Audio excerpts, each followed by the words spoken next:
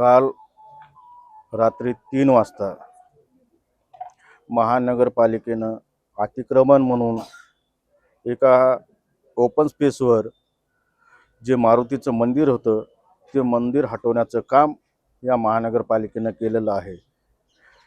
जवळपास मंदिर बऱ्याच अनेक वर्षापासून त्या ठिकाणी आहे, पण एका अन्सारी का आणखीन कोणतरी नाव मला एकदम माहीत नाही, पण त्याने जे सांगितलेलं आहे की माझ्या जागेवर ते मंदिर आहे, पण तसं कोणताही प्रकार नाही आहे। आता तुम्ही जाऊन त्या ठिकाणी पाहिलं असेल वांगी रोडला आपणा नगर या ठिकाणी, तर त्या ठिकाणी तुम्ही बघितलं असेल की महानगरपालिकेनं तिथं पाटी लावली की ही महानगरपालिकेची जागा आहे, पण त्या अन्सारीच्या एका अर्जावर तुम्ही एवढी मोठी कारवाई का केली?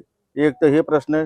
त्यानंतर मला सांगा, अनेक वर्षापासून तो माणूस त्या ठिकाणी झटत होता मंदिर पाडण्याच्या अनुषंगानं त्या ठिकाणी, पण 1 महिना झालं या ठिकाणी महापौर हा या ठिकाणी उबाटाचा मुसलमान बसला आणि त्यानं कोणत्याही या ठिकाणी तुम्ही बघितलं असेल की महानगरपालिकेला आयुक्तांना सांगून त्यांनी त्या ठिकाणी मंदिर पाडून त्या ठिकाणी जी मूर्ती आहे हनुमानाची, ती मूर्ती एका कचऱ्याच्या ट्रॉलीमध्ये ती या ठिकाणी महानगरपालिकेला आणलेली आहे आणि ती मूर्ती घेऊन जाण्यासाठी आज आम्ही या ठिकाणी आलेलो आहोत। काय महापालिकेतून काय परिस्थिती?